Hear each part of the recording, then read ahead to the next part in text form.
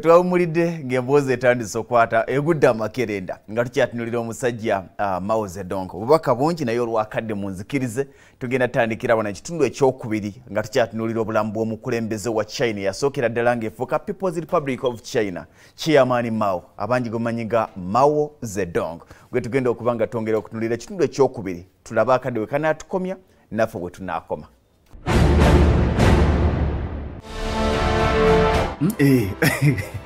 Zaje wadaga nti China bagizimbira ku musenyi ng'okutta mu China okutta nakati okuva ku mulembe gwa Mao Zedong mu China okutta tekikola nnyo mawulire kasita baba nga bakuttidde ensonga. Yes, kasita baba nga bakuttidde ensonga okutta mu China tekikola mawulire. Era nzijukira nti Mao Zedong enjala bwegwa yatuma basajja be bano neye emmere yonna eri mu byalo amakati g'abantu mu China gaffe amakati gasobola okufuna ekyokulya nga banaga nti nyina abaana 20 kanzikirize 10 life 10 lifuna ekyokulya. Oyo ye Mao Zedong. Twagenze okumaliriza ekitundu ekisooka nga Mao Zedong atongozza enteekateeka ya 3 anti-campaign ne 5 anti-campaign okulwanyisa obuli bw'enguzi okwata ku basajja abaali nga banaga nti bakubuuza obugagga buno wabujjawa nga tosobola kulagawo. Era mu 3 anti-campaign Mao Zedong bwe yasinga okuttira abantu ate mu lwatu 3 anti-campaign abakozi ab'enjawulo batandika okwegaana babboosi baabwe. Mu 3 anti-campaign walaba ng'omukazi ng'ava mu bbaawe. Mu 3 anti-campaign walaba ng'abaana nga bava mu kitaabwe. Omusajja alina omutima gwe yazimba mu bantu abantu be paka kati gwe bakyatambulirako nti tosobola kubba nga mukazi waakulaba weekanga akuwaayo. Era wano Mao Zedong yagamba nti abamu ku bantu abaludde nga beenyigira mu bikolwa eby'obuli bw'enguzi nga beenyigira mu kusaanyawo ebyenfuna by'eggwanga nga twagala eggwanga likule nga terekula we tugenda okubalagirako ki ekirina okukolebwa. Yakwatanga abantu n'abatwala mu lujjudde nga bw'olaba ku Constitutional Square n'abatwala ekkololo amasasi ne gabakubwa mu lujjudde ng'ekibakubya amasasi kwe kubeera n'obugagga bw'otasobola kunnyonnyolera. Akaseera kaatuuka abasajja nga beegaana eby'obugagga byabwe bizimbe nga bisigalawo baatugambye nti kino kyo mundeke bannange si kyange bannange si kyange baatugambye ndi si kyange bannange mundeke si kyange nga babyegaana ne bisigalawo bityo. Mao Zedong nti waliyo abanaku bakitwale nti gyetuli ye Mao Zedong.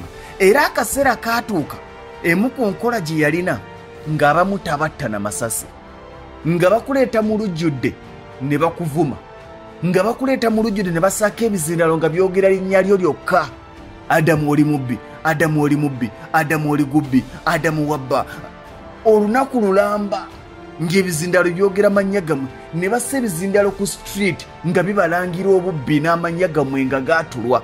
Oyinza okulaba ng'ekya bulijjo naye okeera ku makya ssebo ne bagaa nti tugenda timba enkalala z'abasajja ababbi tuzitimbe tuzibunyise Kampala yonna ku street bwe kubaako erinnya ly'obulwa w'oyita ne bagamba nti tugenda mutta. Naye obuswavu buno akaseera kaatuuka abantu 10,000 nga beewanika waggulu ku bizimbe mu kibuga Shanghai ne bejjayo ne bagwa ne bafa bokka nga besse olw'amaloboozi agwabalulumirangamu gundi oli mubbi, gundi oli mubbi, gundi oli mubbi. Amaloboozi agaabalulumirangamu nga bawalirizibwa okwewanika waggulu ku bizimbe ne bavayo ne bagwa. Era waliwo akaseera abantu nga tebayita ku mbalaza za bizimbe anytime osuubira yagwa si kulwa ng'akugwira nga tebayitako. Naye omusajja mbamuyita Philip Short yali akola biography ya Mao Zedong n'agamba nti Mao Zedong ye yafulumya ebiragiro bino. Enteekateeka yagituuma Yan'an Rectification Movement nga kyategeeza tewali kaada oba tewali muzi wa musawo. Kino yakikola nnyo ku bannabyabufuzi abaali bamuwakanya tewali agenda kuttibwa naye nga kye bakola kwe kwali era omulimu guno ogw'okuteekateeka ebizindaalo n'abavumi n'amaloboozi agaŋŋoola yagukwasa security chief bamuyitanga Kangashenge ye yakola enteekateeka eyo. Eyo yali emu ku tactics ze yeeyambisa okutirimbula abantu. nga takuba masasi naye ng'akuteerawo embeera ekwekyayisa gwe kennyini wette ne wetta. Abantu baabasanganga nga beesibyemu emiguwa balengejja. Abantu baawa matuka nga waggulu ku bizimbe by'eshangaayi ebyo ne bakka wansi ne bagwa ensingo ne zimenyeka ave mu nsi Mao Zedong. Ng'amaliriza okukakasa nti kati obuyinza bwange 1952 tuyingira 1953 Mao Zedong afulumya enteekateeka ye gye yayita 5-year plan ya myaka 5 okuva 1953 paka 1958. Era ebyenfuna bya China bye tulaba ku lwaliro byazimbibwa wakati wa 1953 ne 1958. China yaliro gye tulaba 5-year plan eya Mao Zedong oyinza okugamba nti China eringa gye kyatambulirako kubanga mu bye yakola jjukira nti mu China okusinga baali balimi. Bw'amala okukakasa nti obuyinza buli mu ye era nga n'abamu ku baali ba opponenti bagenza abajjawo n'abalanga basazeewo okusala eddiiro afulumya 5-year plan eyasookera ddala eya 1953 to 1958 nga wanessira alitadde mu kutumbula amakolero ng'essira alitadde mu kubanga agazira ku makolero atunulira nnyo ekkolero lya iron ne steel era kutuusa ku lero China yesinga muzo. Ojja gyetegereza ebyamasannyalaze yabisaako essira, coal yagisaako essira, heavy engineering nga tulina okussaawo essira, ebizimbisibwa n'ebizimbe tulina okuba nga tuli waggulu, bino ebidagaladagala bikemika ebyenjawulo tulina okuba nga ffe bampagirowaga. Era wano obuyambi okusinga yabujjamba Soviet. Stalin Joseph yali omukulembeze wa Soviet by then. Jjukira nagambye nti mu 1955 bw'amala okukajjala mu 1949 bw'amala okwata obuyinza agenda mu Soviet amwebuuza akamuga nti onaabeera nange. Era wano kutuusa kulenga bwegambye nti yentandikwa ya China mu byenfuna byayo kutuusa woolaba. Era mu kaseera kano industrial output value ya China yalinnya nekibanga ebyenfuna ebya China kwe yali etambulira byali bigaziye n'amakolero gennyini batandika okubanga n'ebyobulimi bino babyongeramu tekinologiya era ebyobulimi byalinnya n'ebitundu 3.5 ku buli 100. Nzijjukira steel production bino ebyuma ebya steel ebyafulumizibwa mu mwaka 1962 byali wakati wa ttani obukadde 10.60 ne ttani obukadde 12 mu mwaka gumu. Olwo China egaziwa capital construction yaabwe yalinnya n'ebitundu 5 ku buli 100. Abakozi ensimbi ze baafunanga n'ebyenfuna byabwe n'obugagga bwabwe kwoteeka n'abalimi bennyini byalinnya n'ebitundu 3 ku buli 100 nga bonaga nti ebyenfuna by'omulimi birinnya n'ebitundu 3 ku buli 100. Mao Zedong olwaze teyali mubi ku sayidi emu. Era amawanga mangi agakulaakulanye naye nga gakulaakulanye olw'abakulembeze bannakyemalira lwakuba nti obwannakyemalira bwafa ffe tumanyi nti obwannakyemalira kweremeza mu buyinza.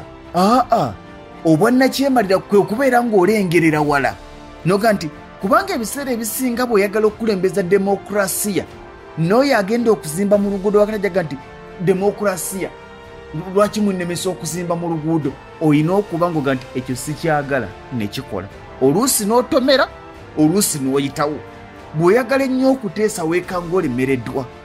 Era Mao Zedong bingi ebyamuviirako obuzibu mu maaso awo byenja okugamba. Kakati mu kaseera ke kamu amala okukajjala byakoze abikoze.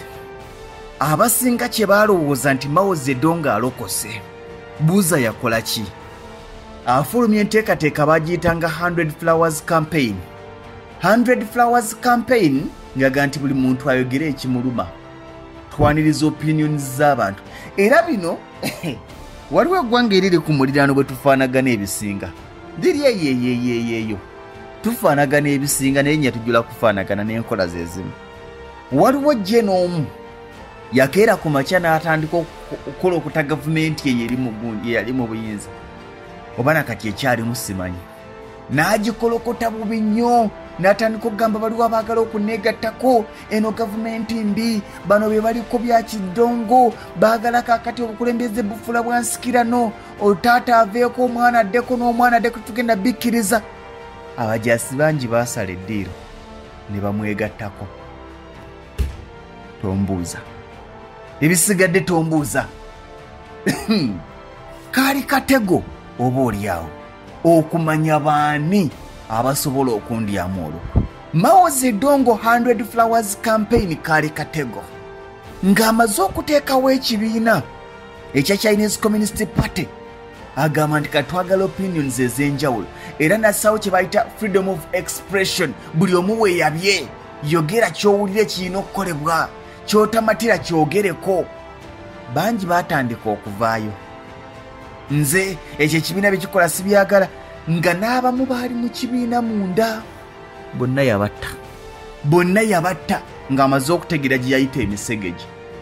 Bole yalowooza nti Demba alibatereddewo boogere yali anoonyaamu baliwa n'abasaanyaawo. Era mu bbanga ng'amaze okuteekawo enkula eyo waayitawo emyezi mitono nnyo naga nti kati tugiggyeewo. Era kye yakola omugatte abantu naddala bannabyabufuzi abaali emabega abaali bawakanya enkola ze, abali wakati w'emitwalo 5 n'abantu obukadde 2 yabatta mu bbanga lya mwezi gumu. Mao Zedong abaali wakati w'emitwalo 5 n'abantu obukadde 2 yabatta mu bbanga lya mwezi gumu n'ennaku ezaagwamu awo. Waliwo abawandiisi ab'enjawulo, kuliko omuwandiisi Jungu Chang y'omu ku bazze batottola olugero n'olugendo lwa Mao Zedong. Yawandiika ng'agamba nti 100 Flowers Campaign yali nteeketeeke era Mao Zedong teyakyusa mu nkola ze, wabula yayagala okulaba baani abamutya obuti naye nga bamuwakanya. Omanye ekyo ekintu weekiri ng'omuntu takwagala era nga wafunira akakisa akutta oba nga wafunira akakisa akuwamba naye ng'atya okugjayo obwanga. Yayagala kumanya abo abatamwagala naye nga just batya kugjayo obwanga, era n'abafuna n'abatta. Waliwo physician wa Mao Zedong ye Li Zishui. Li Zishui y'omu ku bavaini bagamba nti Mao Zedong omulimu guno yaguteekateeka agugenderedde, nga mu byonna byatunuulidde kwe okusigaza abo abantu abaali bamwagala ate nga bamutya, ng'ajjamu abamutya nga tebamwagala, ayagala asigaza abamwagala nga bamutya. Tewakomanga kumwagala bagaza ate olina okumutya. Tuvaawo awo tujja mu January owali 1958 olwo ng'emyaka 5 ya campaign oba 5 ya plan giri egyasooka givuddemu ebibala egyali 1953 1958 ebyenfuna byambuse waggulu.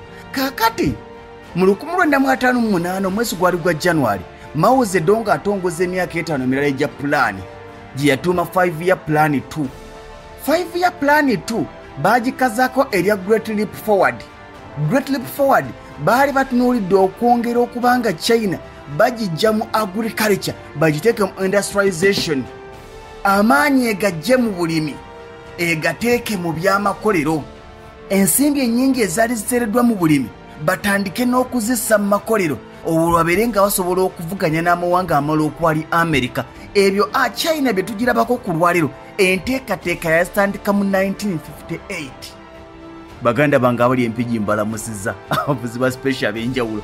Waliwo abanyonyi abatula ku Budu Gardens beerabula n'okwerabula nti kati lutuuse olwokutaano. Muganda wange budala kansubire nti obulamu bulungi, ndabira bwana Kamada kansubire nti bitambula bulungi. Jumba Jumba muganda wange Jumba ali awo kitemu, ndabira muganda wange Mugerwa. Sala yanga nti kakati furuuza abakazi tetubiraba bino. Sala nkwebaza okubanga tova ku program ate ey'omunaala ne Black mwebale nnyo mwebalire ddala olw'okuba nti Mao Zedong baali bamutya era nga kizibu nnyo mugamba nti enteekateeka gye twatandikako yagaana okukola. Baatandika okumulimbaaliza ati abaakuliranga ebibiina n'ebitundu eby'enjawulo nga bwe baakungudde endeba 2 bamugamba tukoze bulungi nnyo enteekateeka yeekola, tukungudde endeba 5. Kati Mao Zedong bw'awulira nti bakungudde endeba 5 ng'agamba nti mukwateeko ebitundu 5 ku buli 100 mubireete. Kati ye ng'akimanyi nti basigazze endeba 25 kumbe basigazze endeba 5 yenga ate nga era olw'okutya nga bwazitumya mulina okuzinoonya muzitwaleyo. Baatandika okukwata obwali buterekeddwa ne babutwala mu bibuga. Bwe baabutwalanga mu bibuga China n'ekola export ey'amaanyi ey'emmere, nga China etunda emmere mu mawanga ag'ebweru naye ng'ate ewaka bafa enjala. Kyava mu kutya era kye kyavaako enjala ey'amaanyi eya Great Chinese Famine Great Chinese Famine yaliwo wakati wa 1959 ne 1962. Mu bbanga lya myaka esatu abantu abali wakati w'obukadde 15 n'abantu obukadde 55 be baafa enjala mu ggwanga lya China mu myaka egyo 1959 paka 1962 abantu abali wakati w'obukadde 15 n'abantu obukadde 55 be baafa enjala. Era agamu ku masazi oba province ezasinga okukosebwa kwaliko province eya Anhui. Mu Anhui province abantu ebitundu 18 ku buli 100 gye baafa. Waliwo province ya Chongo King province mu kyalo eriisa ab'omu kibuga gyeva. Era ebitundu ebyasinga okufaamu abantu abangi byali bitundu eby'omu byalo. Mao Zedong agenda okumanya nti abantu bafa nga kikeerezi. Tewali amanyi newankubadde waliwo omu historian munnabyafaayo owe Hong Kong ayina ekitabo kye yawandiika ku Mao Zedong yakituma Mao's Great Famine bamuyita Frank Dakota. Frank Dakota agamba nti kizibu nnyo okugamba nti Mao Zedong yali tamanyi nti enjala weeri mu China, kubanga ne bwe yali ku hotel emu bagiyita Jinjianga Hotel. Eno Jinjianga Hotel paka kati ekyaliyo sewo ekyaliyo ne bwe yaliyo waafulumiza okugamba nti tetusobola kuliisa abantu bonna, tuleke abafa baffe tuliiseeko be tuliisa. Wadde nga yali akitegedde nti abafa bafa, yasigala akkiriza emmere okufuluma China naye ng'ewaka bafa. Tutandise ku lugendo lwa Mao Zedong okutirimbula abantu naye akadde ndabanga kandidde. Tujja tutandikira awo ku Lwokutaano lujja nzijjayo nsigula abantu bange mwana wa taata.